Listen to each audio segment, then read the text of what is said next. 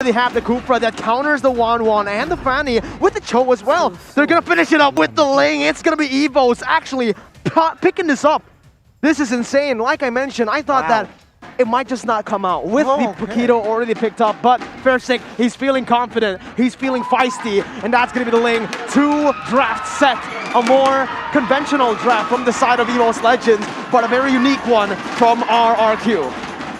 I mean, in terms of chemistry, in terms of composition, RRQ HOSHI, they're going for a full pick-off type of strategy, despite having the 1-1, right? So we're just gonna have to see. EVOS Legends, it seems like they want to have more team fights, but they don't want to lose in rotations with the presence of the Ling coming into the fray as well.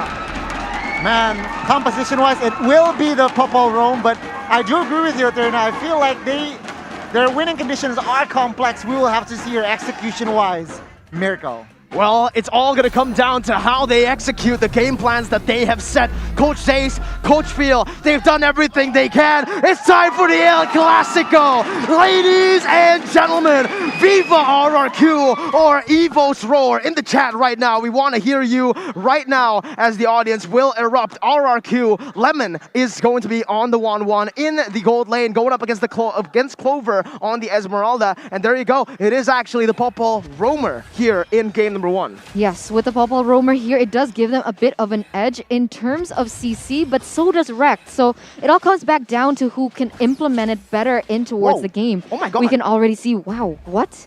Yeah, Vin actually goes in and takes a little buff from the side of EVOS Legend. Top side, Lemon already going for a 1v1. He's winning it out. Clover getting outclassed in this gold lane already in level 1. But on the other side of the map, it's going to be R7 actually jumping in with the Jikundo onto Rekt. Not much follow-up right now. Albert goes in for some damage onto Anti-Mage as he takes the little Wanderer as well. Anti-Mage forced to flicker away. And in the first minute, it has all been RRQ. Taking away the enemy jungle as well with the Retribution. Wow, this is a very tough game here for EVOS Legends. The aggression coming in from all 3 lanes is so evident. R7 being able to pressure Anti-Mage. We can also see Lemon so pressuring Clover, and it's hard. You know, as an Esmeralda, you're kind of susceptible to anyone with long range, especially in the early game. It's very difficult to close the gap, especially before level 4, and that's exactly what's happening. Yeah, I mean, in theory, it is melee against range, so of course, Lemon on that 1-1 will have the edge, dealing damage, dealing skills, and we'll have to see here what will EVOS Legends approach this with topside, because if not, soon enough, the gold shield will be taken away from the side of EVOS Legends. For sure, the setup is definitely there. I think EVOS Legends has a habit of kind of falling into the rhythm as well as a pattern of the opponents when it comes down to this. And this is exactly what I see is happening on screen. We don't see much of preemptive movements coming in from EVOS Legends. And RRQ HOSHI already, knowing this, is going to start setting up for this neutral objective. Yeah, it's actually really weird because Anti-Mage is going to be the one winning out on that bottom side. Fanny now still onto the purple buff. EVOS Legends starting this turtle up. Vin now going in, but it's going to be the real world inflation, knocking Vin down, and that's going to be first blood picked up by EVOS Legends. They're still looking for more right now. The top of the base is going to be able to get used, but it's going to be first thing picking up the turtle. Albert now jumping on 3 members, goes in for the cutthroat. Luminaire able to juke him away as Rekt is still there. Albert makes a mistake on the steel cables. It is EVOS Legends with the early advantage. Albert though goes in with the help of R7's Way. The Dragon will be picking up a 1-for-1 as they still have the gold lead, but remember, the neutral objective was controlled by EVOS.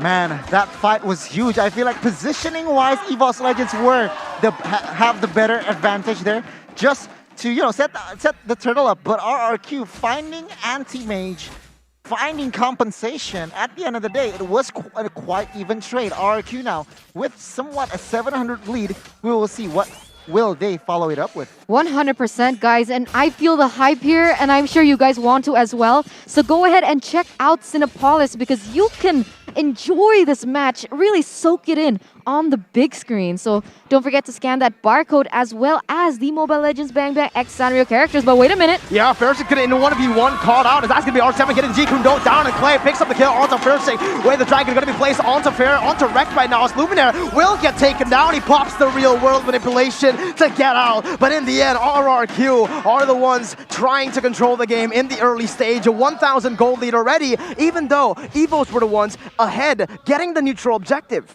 What do you think about Vin on the Popol and Koopa?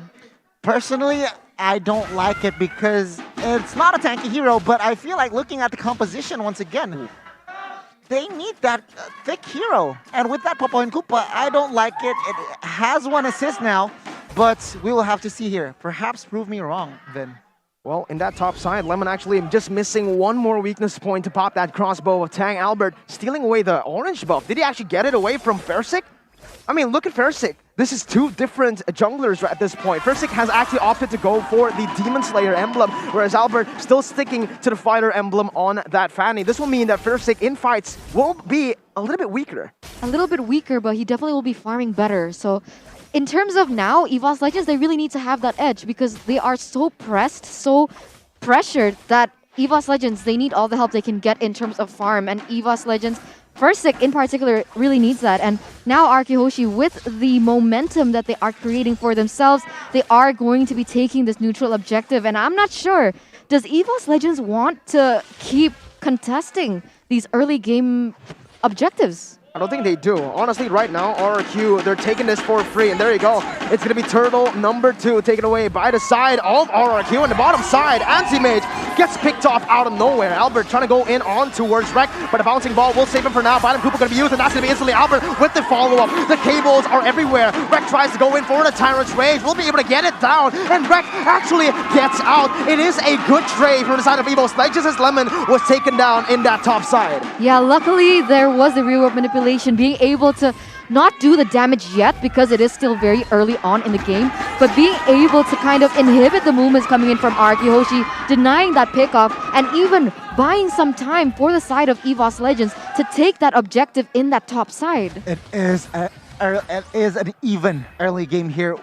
One team has more total kill points, meanwhile one team has 1 objective cleared, so it is quite even right now though. Fersic needs to be more proactive. The Sling already has a power spike. Take a look at top side. Oh my god, Lemon is actually going to be able to pop the crossbow of Tang. He goes in onto it, but Fersic is able to dodge away right now. That's going to be 2 ultimates burnt right before the fight. Real world movement going to be used, but it's instantly K coming in with the bite of Koopa. Albert is going to be able to join in with the steel cables, and R7 locks Luminator down. Rek now caught in the bad situation as Albert goes in for the damage with the help of Clay and Vin. Rek has nowhere to go. That's going to be Albert jumping in all the way under the turret to pick the kill up. Fersic can only go for the orange buff. He's looking towards Albert, but the steel cables will be able to get him out with the help of Clay. That's a turret picked up as well. RRQ now with a 2,000 gold lead in the 6th minute.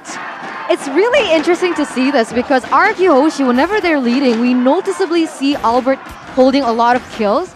But on this Fanny, he's only able to amount to 1 kill and 4 assists. And it doesn't seem whenever he's moving around the map, he's comfortable, you know? So it poses the question, did they force it too much? I do understand that they are still strong as a whole, but wait a minute. Oh, Albert needs to be careful. Fersic still able to get out of that one. Albert does not have the purple buff. He needs to wait and see. Wait and get the purple buff before he goes in. But Lemon actually with Inspire with the crossbow of Tang almost just deletes Luminator. That's a pra. That's a pra. Okay, but right now RRQ already setting some things up in the middle. And notice how Lemon already takes turret top side. He now either wants to go bot side and take the turret or wants to join the team fight for a 4-0-1 rotation. Right now though, they look to claim another neutral objective, which is good because now EVOS Legends with less space, they really need to figure some things out with their composition. I feel like they want to dive, but right now they don't have the potential. Yeah, wait, the dragon instantly popped. That's going to be Lemon picking up the kill, and there you have it, a 1-for-0 once more. But Fersic is able to pick up an objective on the board on the bottom side. Albert now rotating towards that top side with Vin taking the turret down, pushing into waves. This is going to be Albert actually contesting for the enemy orange buff. Let's see, Fersic trying to contest as well. He does have the Demon Slayer, but it's going to be Vin jumping away. An off-off strike, going to be able to bring Vin back to the team, but he's able to kite it away. Albert now going on to Fersic. He's diving under the turret, but he's not going to be able to get it done. Actually, Albert, what in the world is that? We thought it was a mistake, but in the end, it was the baby alien dismantling Fersic, as this is a 2-for-0 trade for RRQ. How did that happen? And now with that blunder, it is actually going to be RRQ HOSHI picking up the pace once again. I do understand what EVOS Legends were doing pre that fight. They were trying to not contest. They didn't want to go head-to-head with RRQ HOSHI with the amount of lead that RRQ HOSHI has. And so therefore, they have opted for that split push type of strategy, which has been working quite well for them. They were able still to get the towers on the top side as well as the bottom side. But I don't know why they committed too hard into that fight. And now EVOS Legends, they are further behind RRQ HOSHI, pushing it to a 5,000 gold lead. I do agree with you. They really need to somehow pick their battles. They do not want to get overzealous. They need to really somehow nitpick the battles that they really want to take. And I feel like the top side battle was somehow questionable because RRQ already with the setup and EVOS Legends, they were actually behind on setup, but they committed to the team fight. No way. Spin actually going to be able to 1v1 Fersik. Fersik has to jump away from the roamer. That was a 1v1 and RRQ are controlling every single side of the map, Eterna. Yeah, you can see the damage output as well. The CC is also going to be a very difficult spot for the side of Ling as well. Not able and not giving maneuver, but what is this? Oh my god, damage coming from Albert once again with a follow-up. Fersik goes over the Tempest of Blaze, but Albert is ferocious. He wants to go for Fersik. He goes onto the wall, but Albert, he keeps on dashing. It's a double kill for the baby alien. The Retribution gets it done. Wow, I did not expect him to get that, Goni. Wow, that retribution from Albert, the timing, the calculation coming from this baby alien was just huge. Right now, they have the lead 11-2, my guys. 10 minutes in, RRQ looks to close the gap early here. For I feel like up until now, it's a one-sided win. It is. 11-2, 4 turrets to 2, and now a free lord uncontested for RRQ. But it's going to be another fight here as R7 opens up the map. It's going to be Anti-Mage picked up. Clover looking for the flanks as the real world manipulation wasn't going to get anybody there. The Bynum Koopa going to be used. Fersik zone away, presses the Finch boys to get out defensively. A 7.5k gold lead. RRQ are dominating in this game. Wow, take a look here. The Popol and Koopa roamer here is actually building somehow damage. Sure, he has some Thunderbelt, but he has that Malefic Roar. So I feel like the purpose of this Popol and Koopa was not to tank, but of course the utility, the opening visions, and as well as the stuns. He's not even a tank. Stuns. He's not even a tank, but again, the purpose is just to, you know, the utility. So how does this work? How are they able to absorb so much damage? I mean, Vin is even itemizing really offensively here, Mirko. They don't need to absorb damage when they destroy Clover like that. Clover tries to go in front, tries to tank the damage, but it's instantly just melted down now as the Tempest of Blades is going to be used by Fersik to clear out the Lord. They're going to be able to do it successfully, but the base turrets have been knocked on. RRQ now on the top side as well. Albert going in for the turret.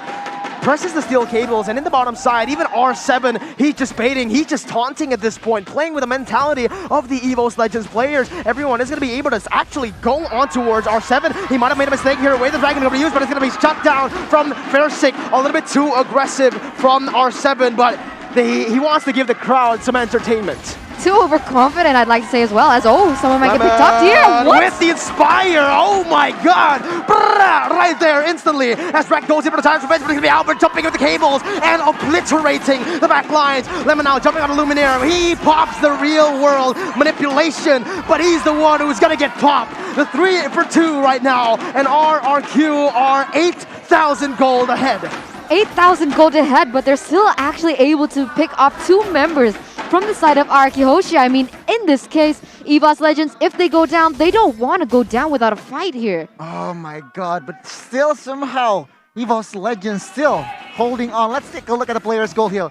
3 members from the side of RRQ is leading on gold. Albert, Lemon, as well as Clay, the 3 damage dealers, main damage dealers from the side of RRQ. EVOS Legends needs to be aware of that. And again, picking their battles because they are still 8,000 behind. My god, Albert once again stealing that buff away from Fersik. Fersik didn't even try to attempt that one. Yeah. We didn't even see him press that retribution button. At this stage, EVOS Legends, they seem a bit disheartened. Yeah, man, I mean, come on, look at the crowd. Just listen to the crowd for a bit. It's all been RRQ. EVOS have relatively been quiet here because of the performance of the teams. RRQ have simply been 2 steps ahead. of every move that EVOS Legends have tried to make, and now it's the Enhanced Lord. 9.2k gold in the El Clasico, as that might just be another free Lord. I do feel with the pickoff strategy coming in from RRQ HOSHI, EVOS Legends are separating a bit too much, right? So the idea is that RRQ HOSHI they're able to pick off one members at a time, especially with the damage output coming in from Lemon as well. And now they are just zoning EVOS Legends away from this, trying to bait them out, trying to pick off another person, waiting for EVOS Legends to make a mistake.